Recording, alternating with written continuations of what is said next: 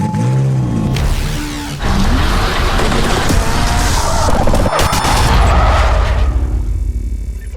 everyone, Jordan here from ThatCarLife, and recently on the channel we've been showing off some of the best cars in Sydney's car scene, and today's video is no different. We're showing off Finn's beautiful blue S15 Silvia. Alright, so here's Finn, he's the owner of this immaculate S15. I'll put his Instagram right here. So Finn, how long have you had this S15 for? Had it for about 4.5 years now. And did you buy it stock or? Pretty much stock, yeah. Bought it basic bolt-ons and I've just been slowly building it over the last 4.5 years or so. As we can see, this S15 is definitely not stock and looks very, very special, very unique. And under the bonnet, what power are you actually making? The car currently makes 350 kilowatt. I've maxed the turbo out, so it doesn't make any more than that with the current turbo setup. Yeah, future plans are inevitable, so we'll see. It's always like that with modified cars, 100%, bro, 100%. I think the goal for this car was to be a street car and maybe a bit of roll racing here and there, but probably 400 kilowatt is probably enough for an S15. And having a look at the front of the car, what have you got done? Is this an aero front bar? Yeah, so it's an aero front bar. When I bought the car, it came with a factory, standard sort of stock setup. I can see you've got a few different touches. So this is a front lip that's on the aero bar, right? So that's not stock? No, so the lip that's on the bar, it's an aftermarket lip. So you've got OEM headlights as well? OEM headlights. I believe these are the JDM ones. Going over the side, you've got clear indicators. The car came with yellow ones. I wasn't a massive fan of them. Decided to just go with the clear. I thought they looked much better. Yeah, I think same with my S15. I had orange ones as well when I first bought it. The grey or the clear indicators just make such a big difference. I think with the blue as well, the orange just wasn't sitting right with it, so I just put the white ones in. Yeah, it just looks much better. As you can see, you've got your extensions. Oh, these are flow designs. Yeah, so it's a two-piece JDM side skirts, and then I've got the flow design side skirts and rear pods on the back as well. Oh, that's so good. I've got these exact same flow designs extensions on my S15 as well. Really, really good quality, really durable. Yeah, they look really nice on yours. Yeah, I think leaving it black as well, I think it really does make it look that much better as opposed to painting it. It suits your car because you've got like a blue and black theme going on as well. Yeah. So it actually does make a big difference. Still got the stock rear brakes on the back. You can see, you got the stock rear brakes here, but then at the front, those definitely aren't stock brakes, are they? They're not S15 stock brakes, but definitely an upgrade. No, they're off the... What brakes are these from? They're Brembos, some big Brembos. These came off an Evo 8 4-pot Brembos. Yeah. I've rebuilt them so they've been powder coated. Evo 10 discs, nice big brake setup. That would make a big difference while driving 100% compared to stock. Yeah, 100%. I think it's just a very sensible upgrade, and you just feel the difference, man. Yeah, especially with the kind of power you're running, you want to make sure that you stop. Exactly. Like a lot of people go big power but just don't do anything to their brakes, and it can get a bit sketchy. With these brakes, it just kind of gives you peace of mind as well at the same time. 100%. And it also adds to the look. Like, what color blue have you painted these, the Brembos? Light blue. Sparkling light blue? Yeah, so I think it turned out pretty good. Wow. And I just really like the colour. It was just, again, the blue on blue, I just thought it looked really well. Man, you're making me want to get blue brakes, man, 100%. It's convincing me. The whole look with the rotor and everything, it just looks tough. That looks mean, man. Sitting on T7Rs, they're 18 by 9.5 plus 38 as a square set all round. It's running a 265/35 Nankang AR1 semi-slick, so it does put the power down when it needs to go down. I would actually recommend these tyres. It's the first time I've used the Nankang AR1s. I'll probably end up getting the same when I do my power mods. Look, I think when it comes to tyres and when it comes to actually putting the power down, I think you should probably just spend that extra money and do it right and get the right tyres. Yeah. What have you got in the front compared to the rear? The specs of the wheels are the same as the rear, so it's 18 by 9.5 plus 38. The only difference is I've got a 22mm spacer to clear the coilover and also clear the brakes. I've got a camber bolt as well, so it cams that in a little bit, so it looks a bit nicer. Bro, it looks so good for 22mm spacer. It actually tucks under the guards really nicely. All right, so now we're at the back of the car, and man, this is honestly one of the cleanest S15s. Wait, is this a Jap spec actually? I should have asked that. It's an ADM model. So you've done the reflector delete? Well, it actually came with the reflector delete when I bought the car. For the back, I've done the tail lights that came with the GT wing. Yeah. Same Canon when I bought the car. And these taillights, they're Yashio taillights? They're the Yashio factory LED sequential taillights. They're the best ones in my opinion, because I've got the same on my S15. Yeah. The sequential LED, it just gives it such a modern look, and it really does make a huge difference. I think them in 78 works. Yeah, they're up there. The 78 works are nice as well. Yeah, so I can see you've got a nice exhaust here. What exhaust have you got here? So this is the same exhaust actually I bought with the car. Yeah. I believe it's just a 3-inch straight all the way. It's been decatted, no mufflers and the resonators, but yeah, I think having the blue tip shape, almost like a stealthy look again with the tail lights, just keeping it sort of dark. And yeah, like there's a lot of really clean, subtle touches on this car, a lot of good color scheme choices, and everything just flows really nice. It makes the whole car look really clean and really well put together. It looks really good, man. All right, so now we're in the interior of this S15 and we are sitting in some very special seats. These are option B, right? Option B, just recently got them actually. It's crazy with the S15 stuff, like the factory rare parts, they're going for an arm and a leg, bro. Like they're worth quite a bit, but it is worth it. The material's like amazing. It feels a lot different compared to a stock S15 seat. I don't know, the material just feels a lot more softer. It's suede, isn't it? Yeah, it's suede. I think it's also about, they actually keep me sort of tucked in as well. Yeah. I had GT seats in it before and yeah, these just feel more buckety. So what's the Haltech gauge you got there? So it's a Haltech multifunction gauge. Basically I can read fuel pressure, oil pressure, boost pressure and my AFRs all from the one gauge. So it's a really good investment. Definitely worth it, man, as long as you get all the supporting sensors and stuff. Yeah, you get everything you need right there. Again, lots of people like to, you know, put them all in the air vents, take them all out and have them gauges everywhere, but I just thought it just looked much nicer keeping it one simple. Exactly, it looks a lot cleaner. You're not putting, as you said, gauges everywhere. It keeps the rest of the dash and the car looking a bit more stock, a bit more cleaner. Exactly right. That's what I was going for. I didn't want to modify the cabin too much. Honestly, you don't really need to do much. The dash and the interior of the S15 is already so ahead of its time. The car in itself is timeless. The whole body shape of an S15 is very timeless. You ask people who don't know anything about cars, what year would you think this car is? Yeah.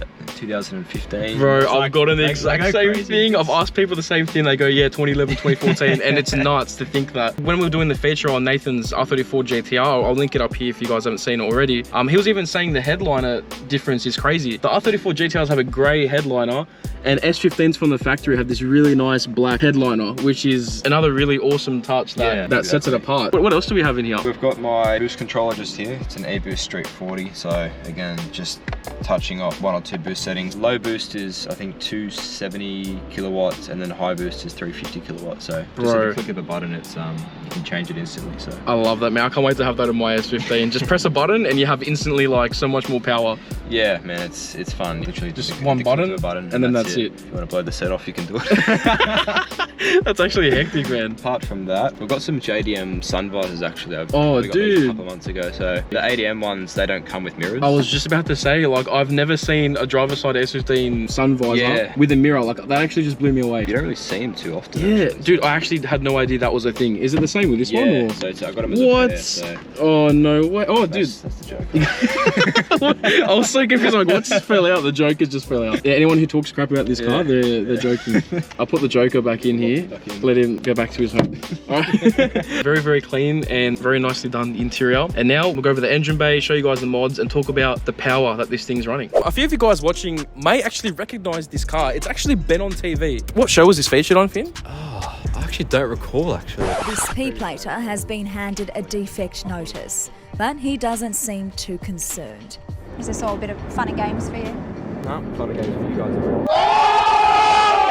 So Finn, this definitely isn't stock. It's a fully built motor, top to bottom. It's still a low mount stock setup looking. You were telling me this is the stock manifold. Like, I can't believe for a car that makes up to 350 kilowatt, it still has the stock manifold. Like, that's crazy to me. Anything above that is probably pushing it, in all honesty, but I just think the sound of a stock manifold, it just sounds really good. Yeah, SR20 turbos on the stock manifold. It's like a raw sound. Like, it's a very unique sound and it sounds very good. And you know what? For a stock manifold that's 20 years old, bro, it's honestly holding up really well. Like, it hasn't cracked, it hasn't had any issues. You run those other manifolds, like spaghetti manifolds, that sort of stuff, they end up cracking quite a bit. So true. And it's like, at the end of the day, if it's already so good from the factory and you can make that power, why change it, I guess? Obviously, when you start going high mount turbo setups, you go, you know, bigger manifolds, hypertunes, 6-boost manifolds, that sort of stuff. Yes, it's very expensive and it sounds good and it looks good as well, but I think for a stock manifold, bro, it's doing the job. It's true, man. Sometimes simplicity is best and actually works better. And then attached to this stock manifold, that looks like a really nice external wastegate. It's a GFB 44mm external gate mounted straight on the top of the manifold, just straight to the floor. So a bit of like a junkie spec bit, but it works. It sounds good and it's loud, man. I mean, it does its job. I can't wait to hear this thing, man. Don't get me wrong. There's still plenty of things in this engine bay that needs tidying up. Battery in the boot, ABS delete, high mount setup. powder coat all the cooler pipes, Yeah. you know, new radiator in, paint the shroud. There's 100 things. A lot of stuff to do. Yeah, but it's all in good time. That cover that you've got there, is that from Boosted International? That is from Boosted International. And I've heard that helps with the clearance of certain coil packs, is that right? Correct. So it's actually got the R35 GDR core pack kit in it. Oh, yeah. So you can sort of see it just here, the front coil. It sits. Just through that gap there. The nice silver Silvia logo as well. Yeah, it actually makes it look so much better. Yeah, they're BC gold coilovers. Yeah, and it's got damper adjustment and stuff like got that. the damper adjustments. I bought them new a couple of years ago now. You don't want to have rubbing issues and then start ruining. Exactly. So you would recommend the BC golds for coilovers? Yeah, I think you spend the extra money and just get a good set of coilovers. Get it done right. Just get it done right. They don't leak. They don't have issues. They don't knock. Nothing like that. So what ECU are you running in this thing? So it's currently running a Haltech Sports 1000 with a wideband with all the supporting sensors. So you don't have to go out and spend, you know, $2.5-3 grand on a top of the line Haltech ECU. Yeah. Like if you got the money, go for it. Yeah. But again, if you're sort of trying to budget yourself on certain things, you can't go wrong with this ECU. You said that the whole car was built and tuned by Motorsports Mechanical as well? Yeah. So built engine top to bottom, Nitto forged pistons, rods, Nitto head gasket, ARP head studs, main studs. The engine's been machined. Got Kelford 256, 264 cams. VCT deleted just so we're not running into constant VCT rattles. Take away a little bit of the low end power. It all depends if you're willing to buy the VCT sprocket every 2-3 months. When you build an engine and you make over a certain amount of power, I think it's just smarter to delete it. What turbo are you running on this as well? It's a GDX 2867R Gen 2 with a 0.86 rear housing. Bro, that's the exact same turbo that I'm putting on mine. I think you might have the smaller size rear housing, which would be much more responsive. So this on its own, even though you've obviously got a different rear housing, is it still responsive how it is? Yeah, 100%. Like you've just got to take into account that there's no VCT, there's this, there's that. Every setup's going to drive and feel differently. Yeah. Even like your running gear, like 6 speeds versus 5 speeds. 6 speeds will feel more responsive. So yeah. Oh, that's another thing as well. Your gearbox. So this isn't the S15 6-speed. This is a 5-speed. Is that right? Yeah. So it's an R34 GTT 5-speed. I actually just got, and that's a stronger gearbox, obviously, compared to the 6-speed. Yeah, I think it's double or maybe even triple synchroed from memory. Oh wow. But yeah, it's obviously a great gearbox. It's got a twin plate direct clutch kit in it. It drives nice, man. Yeah. It actually drives nice. Well, that's what you want, especially with twin plates. A lot of them can be really hard to drive. So if you can find the right twin plate that actually has that drivability, so you're not dreading driving the car every time. To make that all work is a Delos conversion kit adapter plate. Behind it is a 2-piece custom tail shaft. Runs to the... So you need that to do the gearbox conversion. Yeah, look, it all depends on what setup and what conversion you do. Yeah. Like I know if you did like a CDO9 conversion,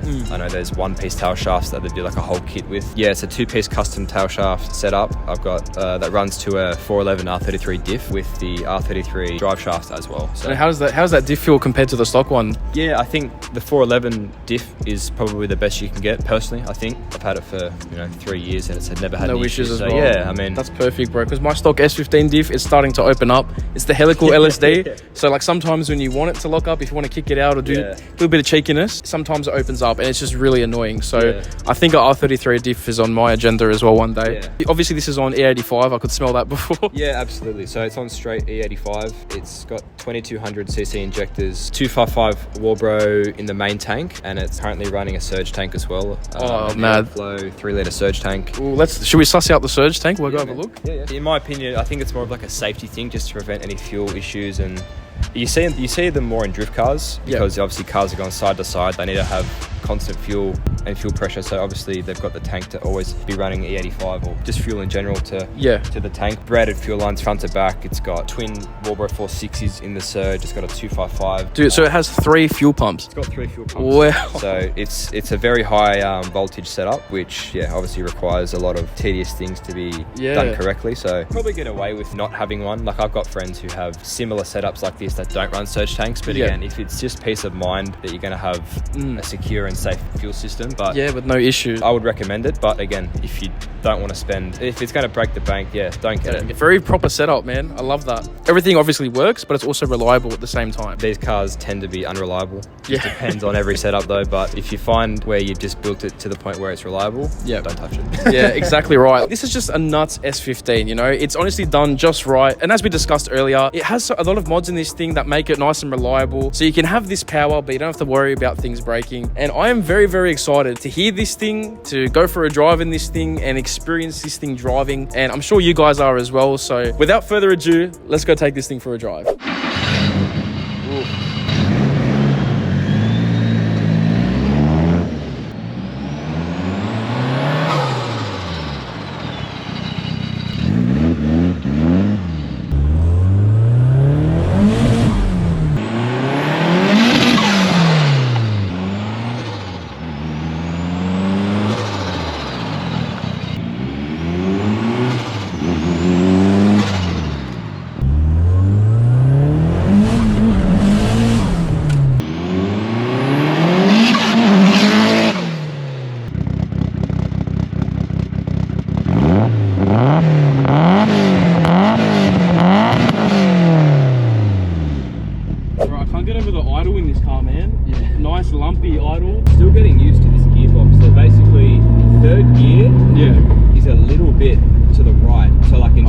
different than straight up? So like if I'm in second and I gotta snap it, Yeah. it might like I might go, oh fuck, it's a bit to the right. So Yeah, so you got to get used to it. yeah, with this brand new gearbox, because it's got the adapter plate, the twin plate, Yeah. custom tail shaft. There's a lot of vibrations. You'll hear it when we actually give it a hear, and then we're on diesel. The gearbox is noisy. Yeah. Oh, dude, that dose, man. It's no T28. It's no T28. It's something different.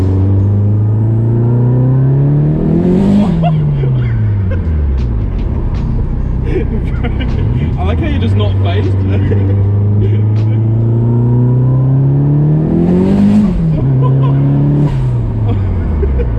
Bro, dude, my heart. It's low boost, man. That's a low boost. Yeah. How much power is it on low boost again? 260, 270 kilowatts. That's what I mean. Like when your car's done, bro, you'll have so much. I can't believe that was low boost. Like it's enough power for the street just to have fun in. Like, Yeah, that's perfect power. lightweight car, rear wheel drive, manual. Wow. Wes, how much is high boost again? 350 kilowatts. Oh, 350. Yeah. Oh, Jesus Max Christ. out turbo. So.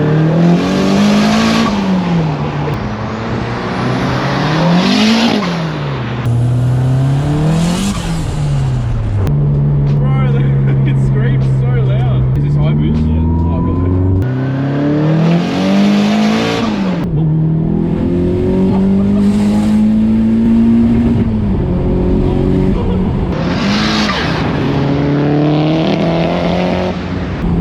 Wow, bro. That's nuts. Wow, dude.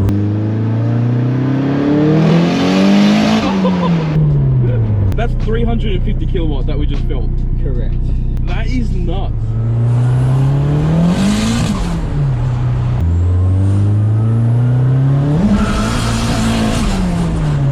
The fact that this is in an S15 is freaking me out because I'm so used to my stock power. You know what I mean? Like, I don't know how it feels in the passenger. right. I know on low boost. Yeah. I don't generally let the boys drive it on high boost. If they do, take the car. No, in the passenger seat, it's scary, bro.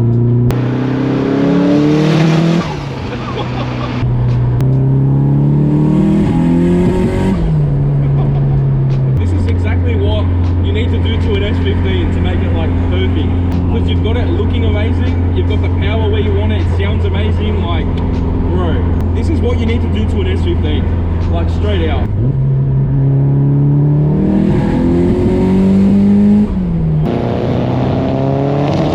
So that's 250. Yeah. 260. 260. Bro, that's exactly what I want, man. Might have been a cheeky misfired actually.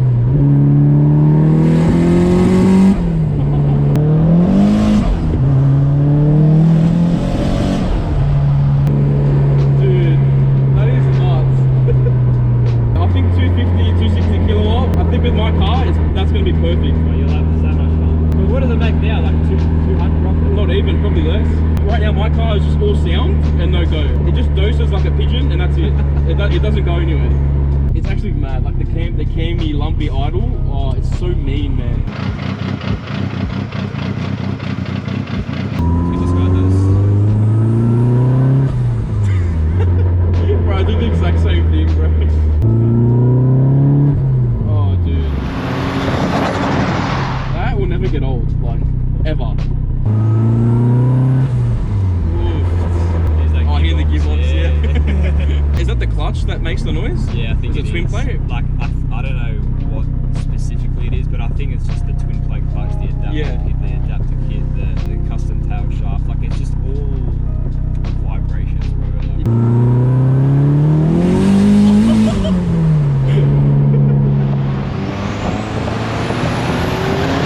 Oh, there's a tunnel as well, bro. Tunnel.